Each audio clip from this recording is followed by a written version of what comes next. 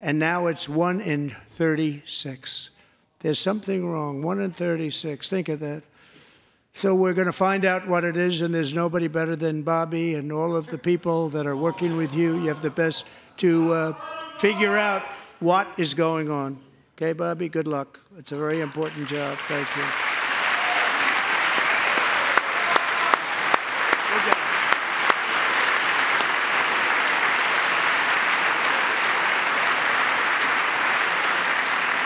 Thank you. My administration is also working to protect our children from toxic ideologies in our schools. A few years ago, January, little John and her husband discovered that their daughter's school had secretly, socially transitioned their 13-year-old little girl. Teachers and administrators conspired to deceive January and her husband while encouraging her daughter to use a new name and pronouns. They, them pronoun, actually, all without telling January, who is here tonight and is now a courageous advocate against this form of child abuse. January, thank you. Thank you.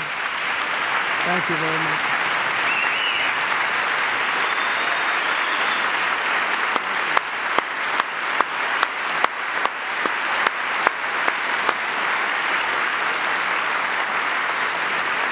Thank you. Stories like this are why, shortly after taking office, I signed an executive order banning public schools from indoctrinating our children with transgender ideology.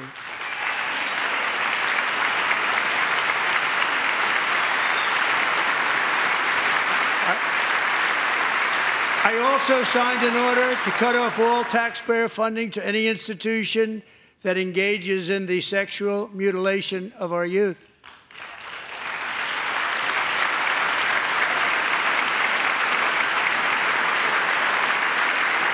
And now I want Congress to pass a bill permanently banning and criminalizing sex changes on children and forever ending the lie that any child is trapped in the wrong body. This is a big lie.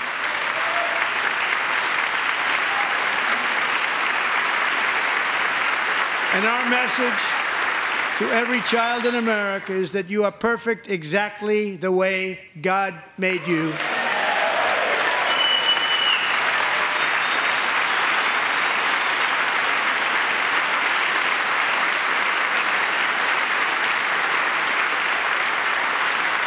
Because we're getting wokeness out of our schools and out of our military, and it's already out, and it's out of our society. We don't want it. Wokeness is trouble. Wokeness is bad. It's gone. It's gone. And we feel so much better for it, don't we? Don't we feel better? Our service members won't be activists and ideologues. They will be fighters and warriors. They will fight for our country. And Pete, congratulations. Secretary of Defense, congratulations.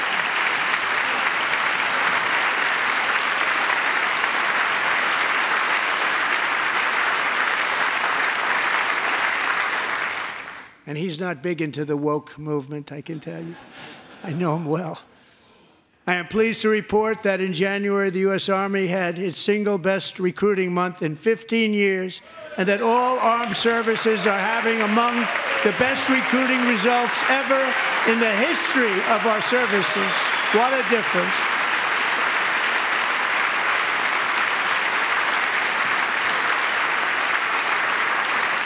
And you know, it was just a few months ago where the results were exactly the opposite. We couldn't recruit anywhere. We couldn't recruit.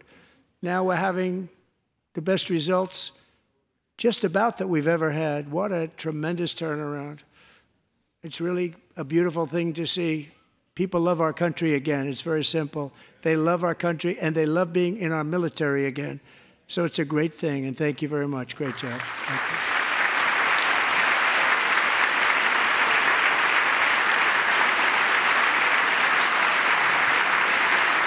We're joined tonight by a young man, Jason Hartley, who knows the weight of that call of duty. Jason's father, grandfather, and great-grandfather all wore the uniform. Jason tragically lost his dad, who was also a Los Angeles County Sheriff's deputy when he was just a boy, and now he wants to carry on the family legacy of service. Jason is a senior in high school, a 6-letter varsity athlete, a really good athlete, they say, a brilliant student with a 4.46, that's good, GPA. And his greatest dream is to attend the U.S. Military Academy at West Point.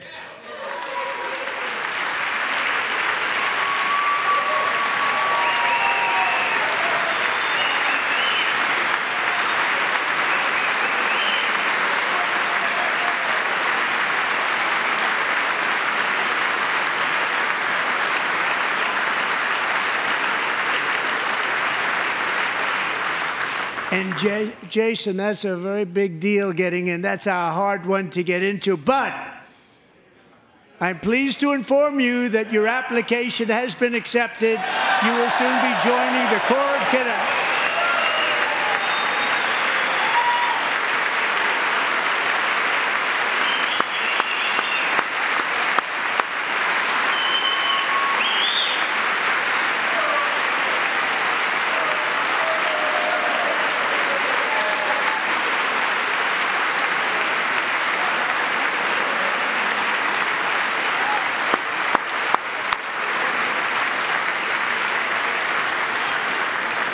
Thank you.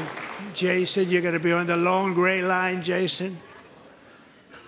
As Commander-in-Chief, my focus is on building the most powerful military of the future. As a first step, I'm asking Congress to fund a state-of-the-art Golden Dome missile defense shield to protect our homeland, all made in the USA.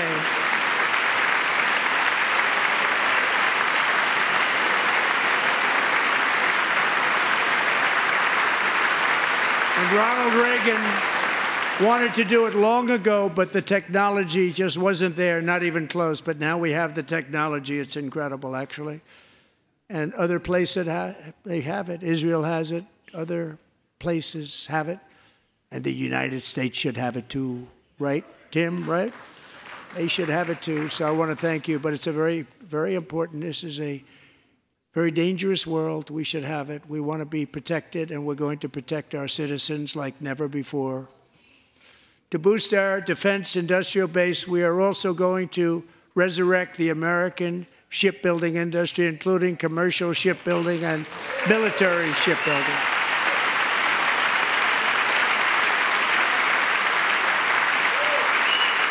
And for that purpose, I am announcing tonight that we will create a new Office of Shipbuilding in the White House and offer special tax incentives to bring this industry home to America where it belongs. We used to make so many ships. We don't make them anymore very much, but we're going to make them very fast, very soon. It will have a huge impact. To further enhance our national security, my administration will be reclaiming the Panama Canal, and we've already started doing it.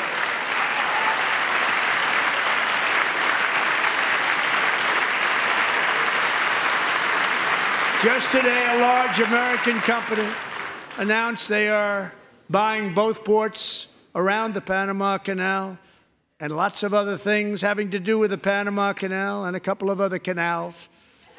The Panama Canal was built by Americans for Americans, not for others, but others could use it. But it was built at tremendous cost of American blood and treasure. 38,000 workers died building the Panama Canal. They died of malaria. They died of snake bites and mosquitoes. Not a nice place to work. They paid them very highly to go there, knowing there was a 25% chance that they would die. The most expensive project also that was ever built in our country's history, if you bring it up to modern day costs. It was given away by the Carter administration for $1. But that agreement has been violated very severely. We didn't give it to China. We gave it to Panama, and we're taking it back.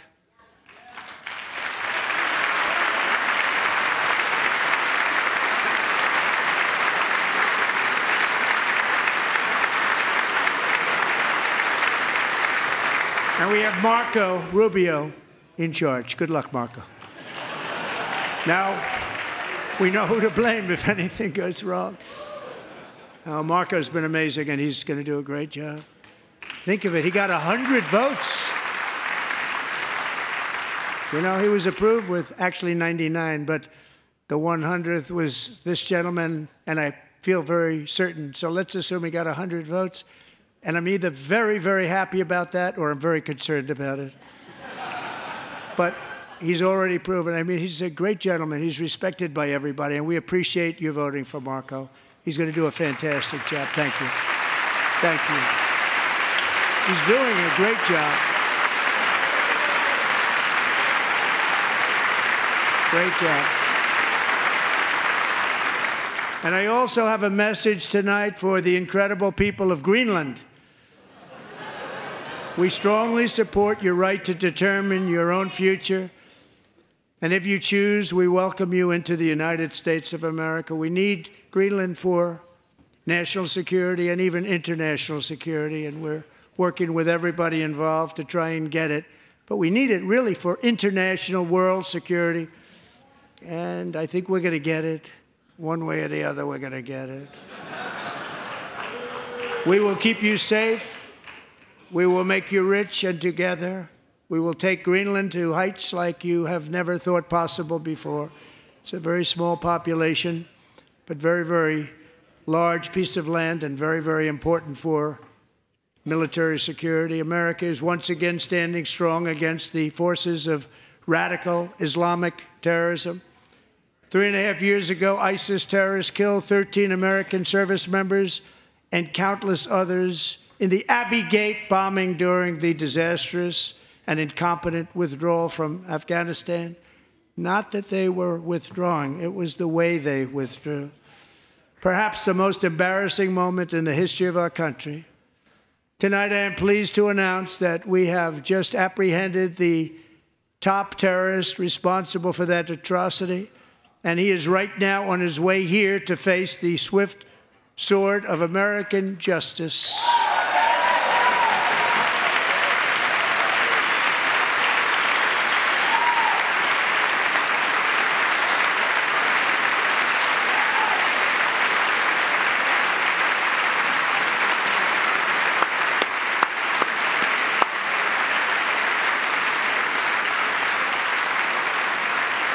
And I want to thank especially the government of Pakistan for helping arrest this monster.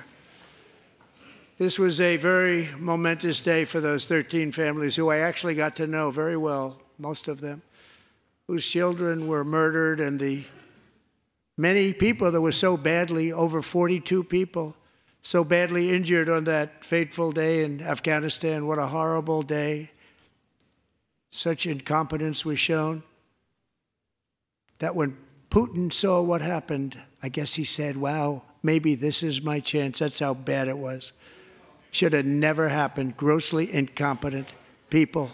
I spoke to many of the parents and loved ones, and they're all in our hearts tonight. Just spoke to them on the phone. We had a big call. Every one of them called, and everybody was on the line, and they did nothing but cry with happiness. They were very happy, as happy as you can be under those circumstances. Their child, brother, sister, son, daughter was killed for no reason whatsoever. In the Middle East, we're bringing back our hostages from Gaza. In my first term, we achieved one of the most groundbreaking peace agreements in generations, the Abraham Accords.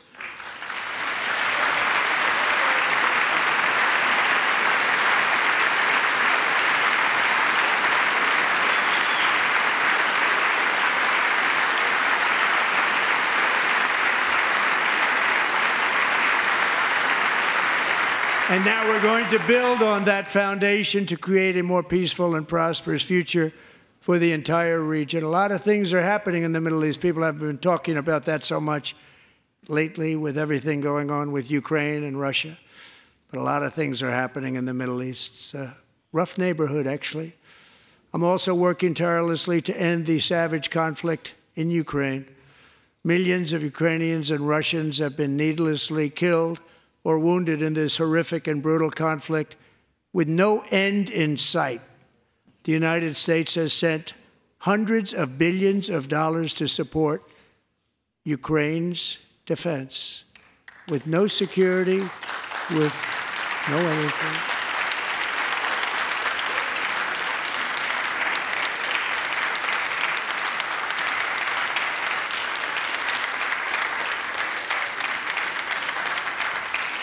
Do you want to keep it going for another 5 years? Yeah, you would say Pocahontas says yes.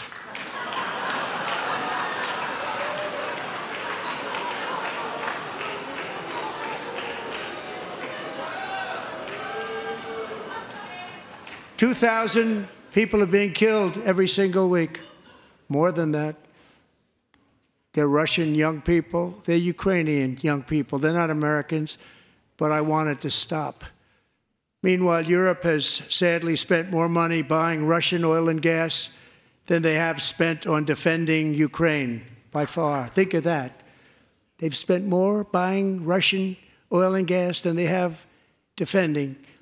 And we've spent perhaps $350 billion, like taking candy from a baby. That's what happened. And they've spent $100 billion. What a difference that is. And we have an ocean separating us, and they don't.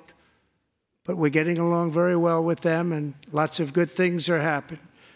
Biden has authorized more money in this fight than Europe has spent, by billions and billions of dollars. It's hard to believe that they wouldn't have stopped it and said at some point, come on, let's equalize. You got to be equal to us. But that didn't happen. Earlier today, I received an important letter from President Zelensky of Ukraine. The letter reads, Ukraine is ready to come to the negotiating table as soon as possible to bring lasting peace closer. Nobody wants peace more than the Ukrainians, he said. My team and I stand ready to work under President Trump's strong leadership to get a peace that lasts. We do really value how much America has done to help Ukraine maintain its sovereignty and independence. Regarding the agreement on minerals and security, Ukraine is ready to sign it at any time that is convenient for you. I appreciate that he sent this letter, just got it a little while ago. Simultaneously, we've had serious discussions with Russia and have received strong signals that they are ready for peace. Wouldn't that be beautiful? Wouldn't that be beautiful?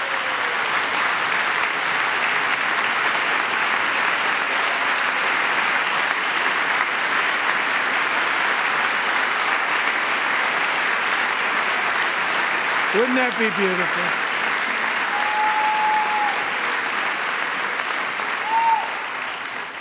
It's time to stop this madness. It's time to halt the killing. It's time to end this senseless war. If you want to end wars, you have to talk to both sides. Nearly 4 years ago, amid rising tensions, a history teacher named Mark Fogel was detained in Russia and sentenced to 14 years in a penal colony. Rough stuff. The previous administration barely lifted a finger to help him. They knew he was innocent, but they had no idea where to begin. But last summer, I promised his 95-year-old mother, Malphine, that we would bring her boy safely back home. After 22 days in office, I did just that, and they are here tonight.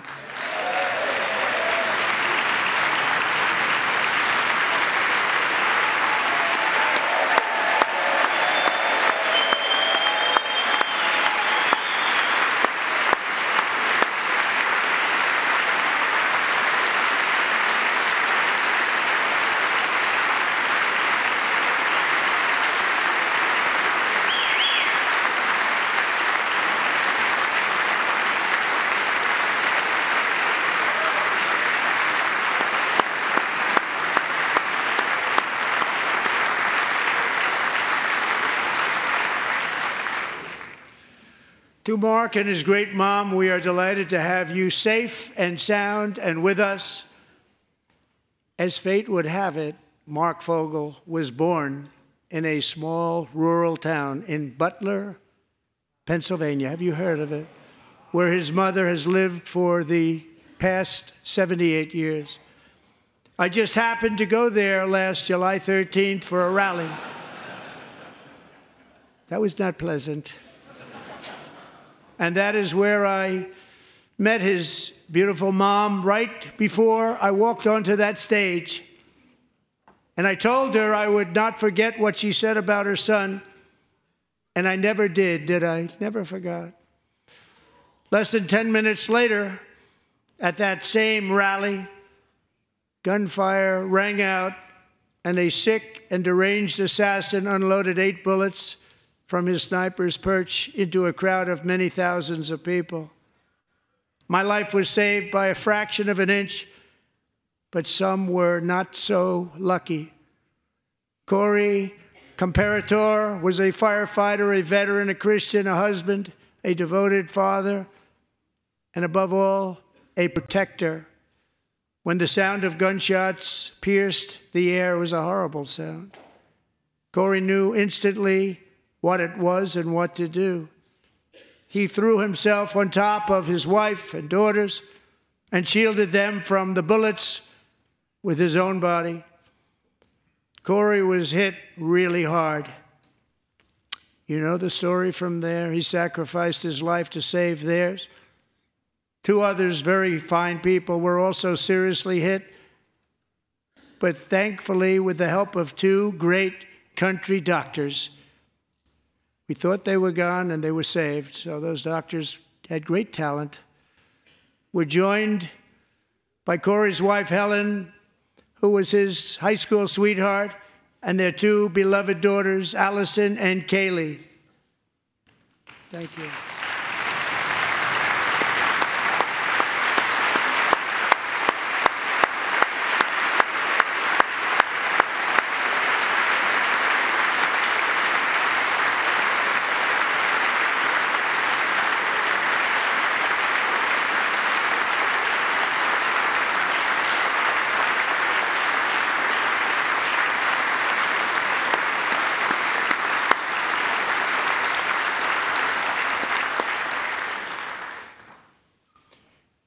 To Helen, Allison, and Kaylee, Corey is looking down on his 3 beautiful ladies right now, and he is cheering you on. He loves you.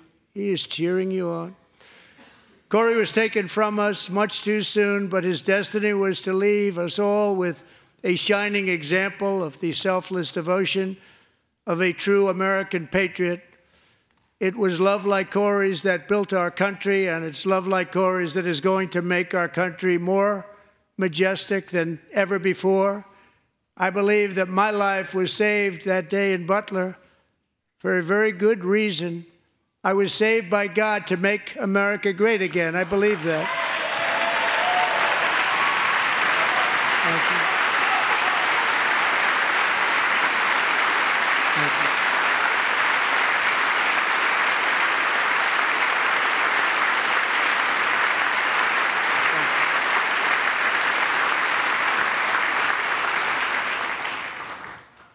Thank you very much. From the patriots of Lexington and Concord to the heroes of Gettysburg and Normandy, from the warriors who crossed the Delaware to the trailblazers who climbed the Rockies, and from the legends who soared at Kitty Hawk to the astronauts who touched the moon, Americans have always been the people who defied all odds, transcended all dangers, made the most extraordinary sacrifices, and did whatever it took to defend our children, our country, and our freedom. And as we have seen in this chamber tonight, that same strength, faith, love, and spirit is still alive and thriving in the hearts of the American people. Despite the best efforts of those who would try to censor us, silence us, break us, destroy us, Americans are today a proud, free, sovereign, and independent nation that will always be free, and we will fight for it till death. We will never let anything happen to our beloved country, because we are a country of doers, dreamers, fighters, and survivors. Our ancestors crossed a vast ocean, strode into the unknown wilderness and carved their fortunes from the rock and soil of a perilous and very dangerous frontier. They chased our destiny across a boundless continent. They built the railroads, laid the highways, and graced the world with American marvels like the Empire State Building, the mighty Hoover Dam, and the towering Golden Gate Bridge. They lit the world with electricity, broke free of the force of gravity, fired up the engines of American industry, vanquished the communists, fascists, and Marxists all over the world, and gave us countless modern wonders sculptured out of iron, glass, and steel. We stand on the shoulders of these pioneers who won and built the modern age, these workers who poured their sweat into the skylines of our cities, these warriors who shed their blood on fields of battle and gave everything they had for our rights and for our freedom. Now it is our time to take up the righteous cause of American liberty. And it is our turn to take America's destiny into our own hands and begin the most thrilling days in the history of our country. This will be our greatest era. With God's help, over the next 4 years, we are going to lead this nation even higher, and we are going to forge the freest, most advanced, most dynamic, and most dominant civilization ever to exist on the face of this earth. We are going to create the highest quality of life, build the safest and wealthiest and healthiest and most vital communities anywhere in the world.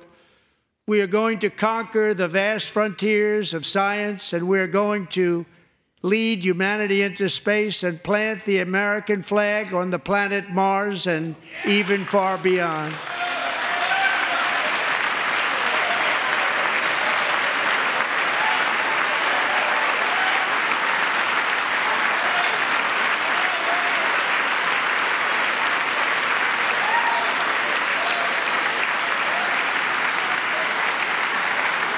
And through it all, we are going to rediscover the unstoppable power of the American spirit. And we are going to renew unlimited promise of the American dream. Every single day, we will stand up and we will fight, fight, fight for the country our citizens believe in and for the country our people deserve.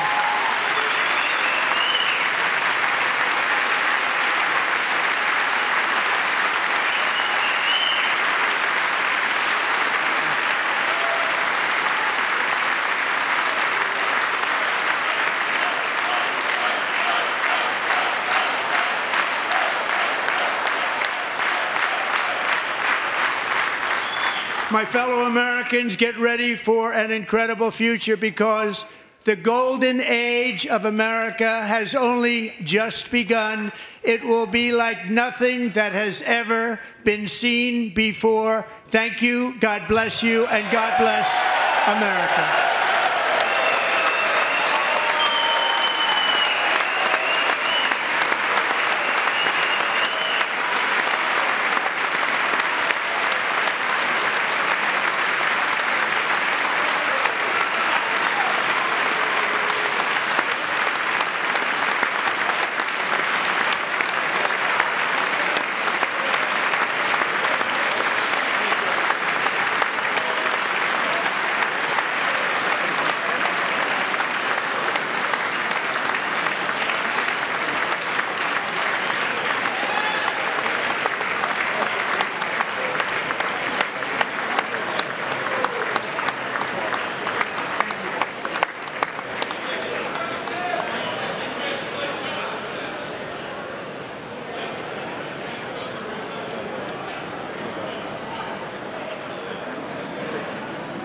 Thank you very much. Great job. Thank you. Great honor.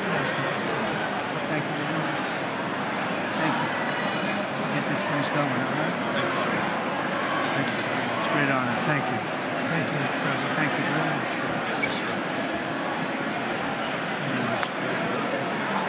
Thank you very much. Appreciate it.